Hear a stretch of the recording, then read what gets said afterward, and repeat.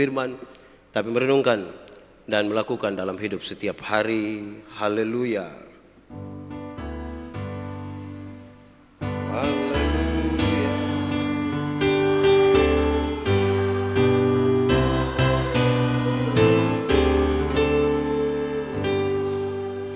Shalom. Sekali lagi shalom. Yang paling pertama ingin saya katakan dalam khotbah pernikahan ini adalah hati-hati dengan sinetron dan novel-novel tentang percintaan. Sekali lagi hati-hati dengan sinetron dan novel-novel yang bercerita tentang kisah cinta. Kenapa? Bahwa mereka telah mengarahkan saya dan saudara untuk lebih banyak melihat pernikahan dan cinta kasih sebagai sesuatu yang terlihat sekali dari luar. Kisah-kisah dalam cerita-cerita itu sepertinya ada seorang pangeran yang luar biasa, ada seorang putri cantik yang mengalami berbagai krisis dalam hubungan mereka, dan kemudian mereka melewati krisis itu, dan di akhir dari cerita itu tulisannya menjadi jelas, dan mereka berdua menikah dan bahagia sepanjang masa. Hati-hati dengan cerita itu. Siapa yang bilang kalau menikah nanti bahagia sepanjang masa? Belum tentu. Siapa yang bilang kalau satu orang yang ganteng, kaya raya menikah dengan seorang perempuan yang cantik dan kaya raya, pendiam, dan semua yang bagus ada pada dirinya, kemudian akan menjadi bahagia sepanjang masa? Belum tentu. Mari belajar pada semua orang yang menikah lebih dahulu dari saya dan saudara, bahwa ternyata pernikahan Kristen sekalipun bukan pernikahan yang katanya bahagia sepanjang masa dan tidak ada hal-hal yang aneh dalam perjalanan pernikahan itu. Kenapa? Hari ini saudara mengambil keputusan untuk menikah, dan hari ini sebenarnya saudara membuka diri saudara terhadap sebuah persoalan besar. Kalau tidak mau ada persoalan, jangan menikah. Jangan menikah. Sebab menikah saudara akan masuk dalam sebuah persoalan yang besar. Urus banyak pikiran dalam satu kepala saja begitu rumit. Apalagi kita mau urus dua orang punya pikiran sekaligus. Yang baru kenal kurang lebih 2 tahun, 3 tahun. Sangat sulit. Cerita-cerita tentang Cinderella itu cerita yang sangat ada di alam mimpi. Tidak ada di dunia nyata. Tidak ada. Karena perjalanan rumah tangga itu sebuah perjalanan yang sebenarnya mengerikan bagi mereka yang tidak menyiapkan diri mereka di situ. Semua orang yang menikah tidak menghendaki perceraian. Semua orang yang menikah sangat suka supaya perjalanan hidup mereka sampai bahagia di akhir nanti. Semua mau begitu. Tapi karena perjumpaan dua orang ini kemudian membawa mereka pada godaan-godaan untuk bercerai, godaan-godaan untuk berkelahi, godaan-godaan untuk tidak bisa hidup satu rumah, godaan-godaan untuk mereka bisa tidur di satu tempat tidur yang sama dengan mimpi-mimpi yang berbeda. Lalu kalau demikian, berdasarkan terang firman Tuhan ini, saya mau mengajak kita untuk melihat beberapa hal di sini untuk kita renungkan lebih dalam, terutama bagi dua saudara kita, Tony dan Regina.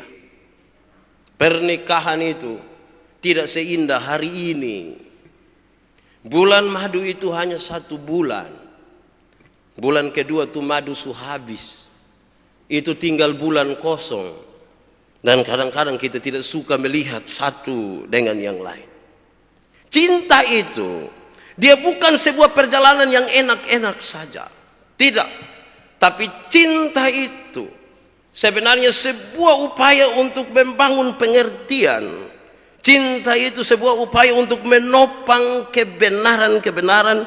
Dan sekaligus cinta itu sebuah perjuangan atas nama perdamaian. Dan itulah cinta. Cinta tidak sekedar kata-kata. Cinta tidak sekedar kita saling suka satu dengan yang lain.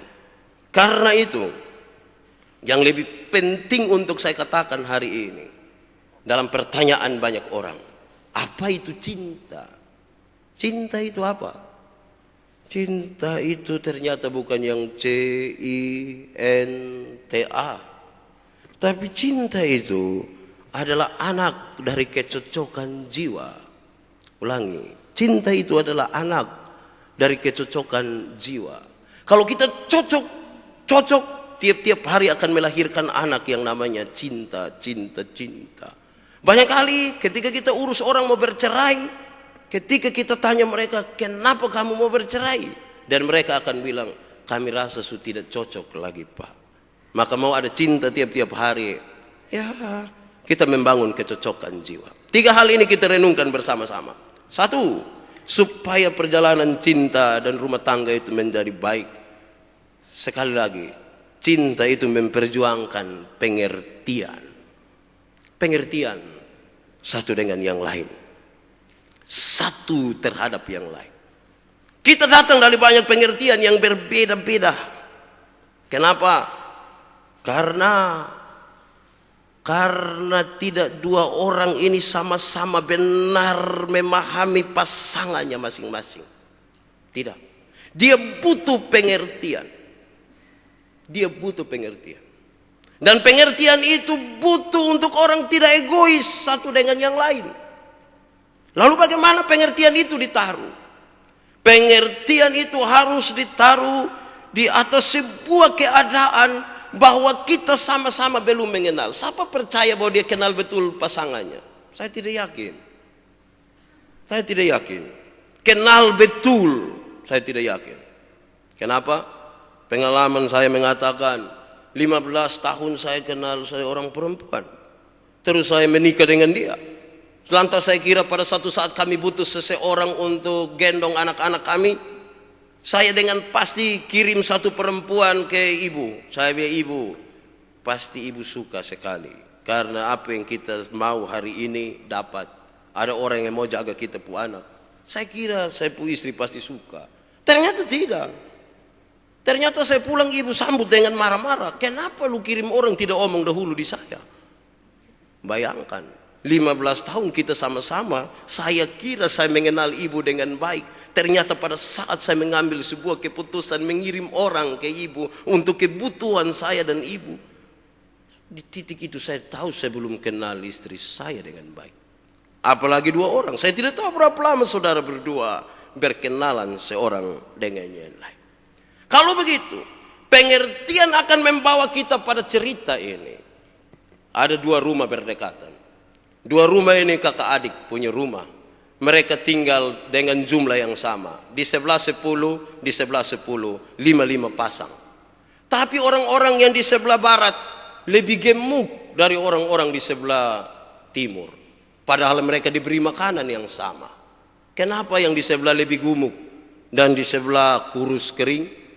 Setelah dicari tahu, ternyata walaupun mereka punya makanan yang sama, di tangan mereka ditaruh sendok yang lebih panjang dari tangan mereka, tapi diikat, sendok lebih sedikit. Di sebelah kenapa kurus? Karena di sebelah berusaha untuk sendok sendiri dan makan sendiri. Tidak bisa, sendok lebih panjang tangan. Di sebelah kenapa gemuk? Jawabannya sederhana. Karena mereka saling punya pengertian dan yang satu memberi suap kepada yang lain. Egoisme tidak ada di situ. Tidak ada di situ. Di situ putus apa yang disebut milikku dan milikmu. Tidak ada lagi milikku dan milikmu. Milik kita. Hanya itu jawabannya. Supaya masing-masing boleh memperhatikan seorang dengan yang lain. Dia pantas menyebut ini milik kita. Supaya kesusahanmu menjadi bagian dari kesusahan pasanganmu. Supaya kebahagiaanmu menjadi kebahagiaan pasanganmu. Tidak. Kebahagiaan masing-masing. Saya melayani kira-kira 5 tahun di Sabu. Waktu itu belum menikah. Ketika mereka lihat, jemaat lihat saya cuci pakaian di sumur. Mereka datang dan begini, Pak Pendeta, makanya apa? kawin sudah. Saya bilang dong otak kurang betul. Mereka melihat saya di rumah, sapu rumah, dan mereka bilang Pak Pendeta, makanya apa? Kawin sudah. Kamu otak tidak betul. Kenapa? Kalau pakaian kotor, obatnya cuci, bukan kawin. Hanya orang yang otak tidak betul, yang pakaian kotor di lain tempat, dia kawin di lain tempat.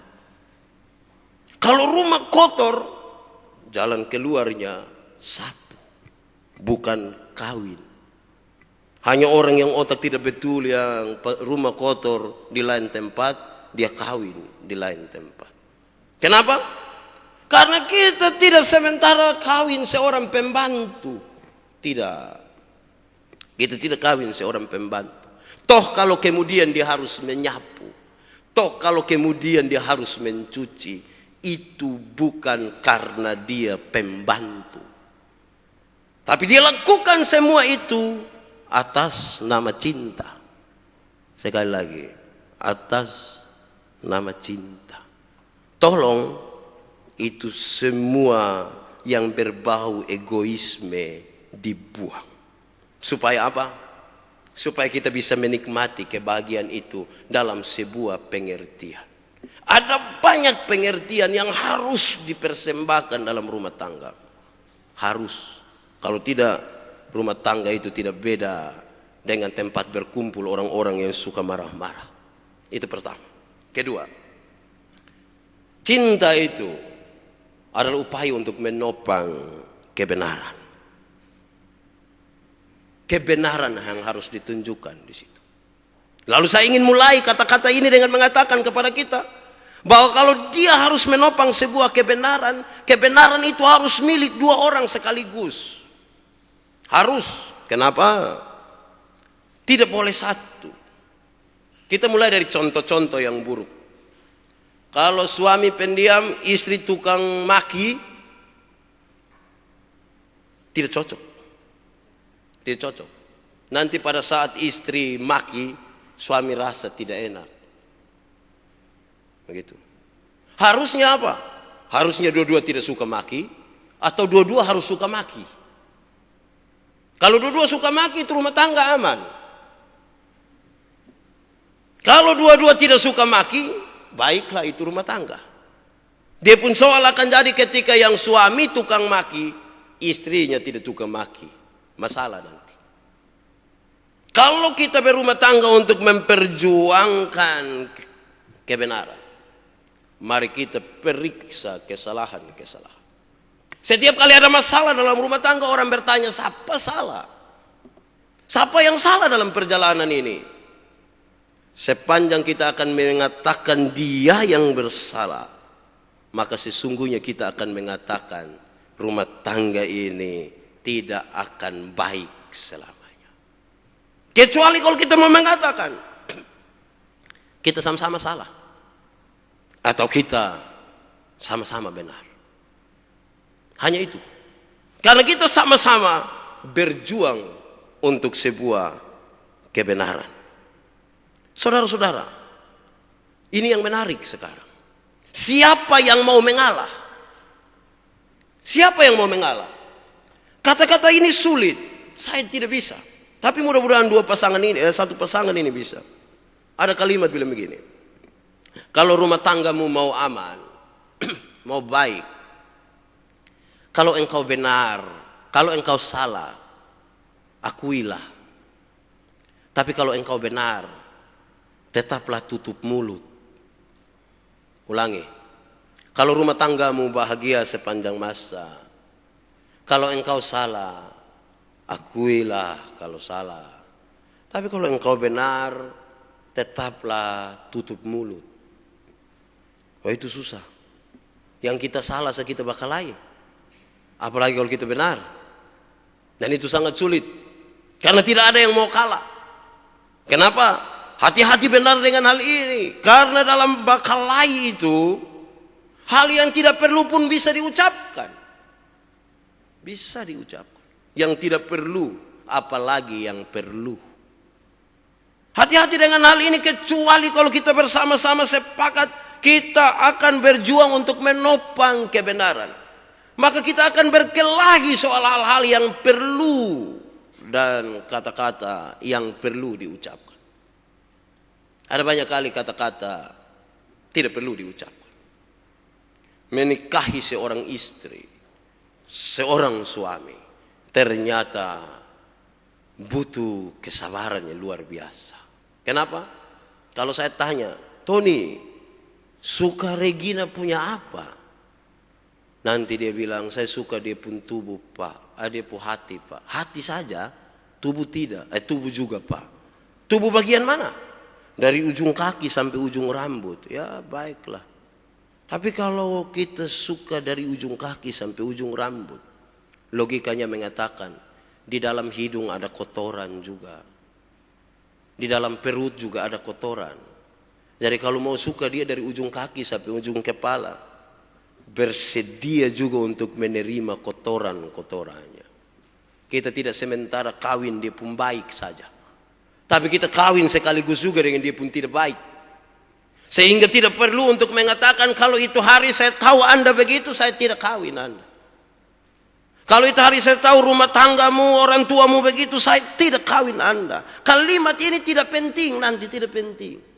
Dan sebaiknya tidak usah diucapkan. Kenapa? Jangan percaya waktu pacaran, jangan percaya. Beberapa orang menulis kalau waktu pacaran mereka datang bawa kembang yang bagus, bawa bunga yang bagus, terus berkata I love you. Begitu. Tapi ketika sudah menikah, kembang itu tidak ada lagi, bunga itu tidak ada lagi. Mereka datang bawa bunga pepaya dan bilang lu tumis situ lu makan sendiri bila perlu. Yang indah mulai hilang ketika kita menikah. Sekali lagi, yang indah mungkin 1 bulan, kecuali kalau kita sama-sama mau memperjuangkan kebenaran. Ketiga, cinta itu memperjuangkan perdamaian. Memperjuangkan perdamaian. Ada godaan untuk kita bercerai. Godaan bercerai itu terlalu banyak. Nanti menikah itu kita akan lihat istri pun yang betul-betul itu bagaimana, dan suami pun yang betul-betul bagaimana. Dan seringkali kita hanya mau pukul testa sedang itu keadaan, tapi mau bila apa? Sudah terlanjur menikah. Kita akan berjumpa dengan banyak sekali masalah. Saya menyebut satu-satunya. Kita akan berjumpa dengan masalah dengan mertua. Menikah habis ini dan 1 bulan Anda belum hamil-hamil, nanti mertua tanya, kok belum juga kok. Itu kata belum itu yang bikin kita setiap kali lihat mertua pemuka rasa-rasa kekar mana kok. Ya. Jadi mungkin mertua dong juga sekaligus tidak usah tanya lagi. Urus mereka menikah cukup. Soal ada anak kok tidak, ya itu biarkan mereka berurusan. Mungkin mereka masih bergumul soal lain barang. Hati-hati. Kita perjuangkan perdamaian, bukan bakal lain. Di sini laki-laki lemah, laki-laki lebih rapuh di sini. Kenapa? Laki-laki, kalimat ini boleh digugat nanti. Tapi saya ingin mengatakan, laki-laki itu memberi cinta untuk mendapatkan seks. Dan itu berbeda sekali dengan perempuan. Perempuan akan memberikan seks untuk cinta. Kita berbeda di situ.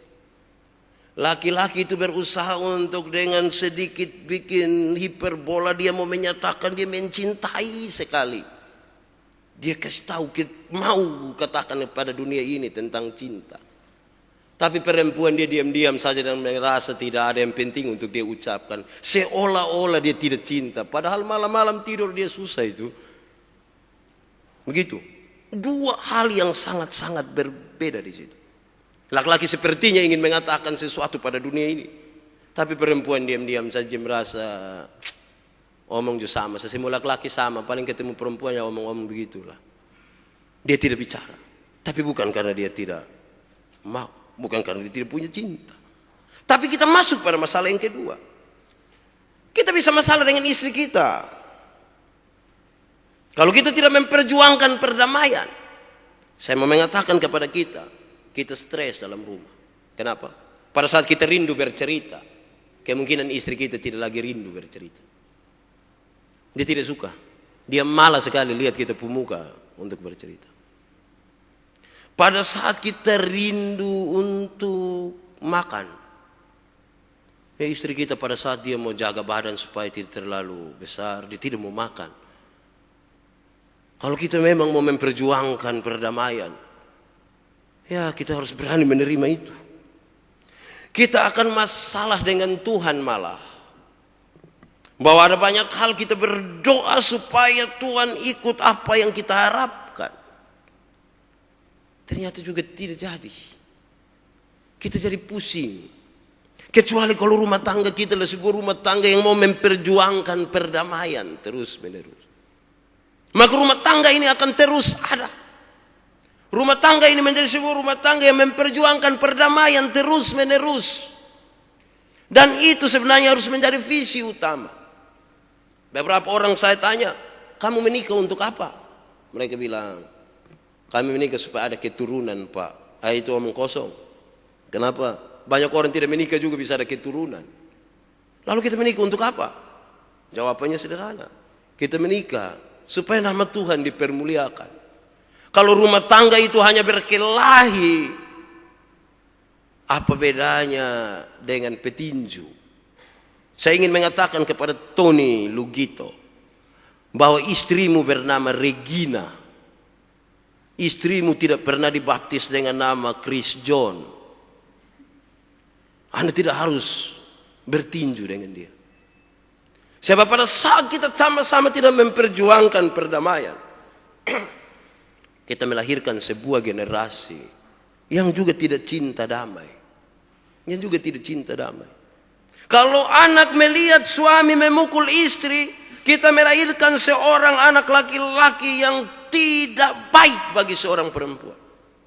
Kalau seorang perempuan melihat ayahnya memukul ibunya, kita sementara melahirkan seorang anak perempuan yang sangat khawatir berdekatan dengan laki-laki. Pertanyaannya, sanggupkah kita menjadi contoh bagi mereka? Jawaban sanggup itu hanya bisa terjadi kalau kita punya komitmen hari ini. Kita sama-sama mau berjuang bagi sebuah perdamaian bersama. Kenapa dunia ini kacau? Dunia ini kacau disebabkan oleh karena dua hal. Hal yang pertama adalah orang-orang yang punya visi perdamaian itu terlalu sedikit. Tidak banyak orang punya visi perdamaian. Yang ada dalam kita pun pikiran itu adalah kalau berbeda pendapat sama-sama mencari menang. Sama-sama mencari pengakuan. Dan karena itu perdamaian terancam di dunia ini. Terancam sekali. Tapi yang kedua berkaitan dengan itu. Perdamaian di dunia ini menjadi sangat mahal karena literatur dan tulisan-tulisan tentang perdamaian itu lebih kecil jumlahnya daripada tulisan-tulisan tentang perang. Kenapa lebih banyak tulisan-tulisan tentang perang? Karena memang yang dipertontonkan dunia ini, yang dipertontonkan oleh keluarga-keluarga adalah perang. Semangat untuk saling mengalahkan satu dengan yang lain. Perempuan ingin mengalahkan suami, suami ingin mengalahkan istri, dan seterusnya. Persaingan ini kalau sehat baik, tapi kalau tidak sehat, kita sementara melahirkan sebuah generasi baru tanpa perdamaian. Tiga hal tadi menolong kita, menolong saudara Tony dan saudari Regina untuk menjalankan perjalanan rumah tangga mereka tanpa perceraian. Beberapa orang mengatakan kepada saya, Tuhan Yesus kan mengakui perceraian ketika dia mengatakan barang siapa menceraikan istrinya kecuali karena zina. Lantas mereka bilang kalau berzina pasti boleh cerai ya? Mereka bilang begitu. Saya bilang dengan ukuran apa Anda tahu seorang berzina? Mereka bilang ya kalau kedapatan tahu ada hubungan dengan orang lain. Oh hanya itu. Tapi Alkitab mengatakan begini. Barang siapa memandang perempuan dengan matanya, terus dia menginginkan sesuatu, dia berzina. Lalu dengan apakah itu bisa dibuktikan? Bisa dibuktikan. Apalagi laki-laki ini setiap kali lihat barang bagus lewat, ya dia mata ikut loh minimal begitu. Itu dia pembawaan dari awal memang begitu. Lalu dengan apa kita bisa buktikan?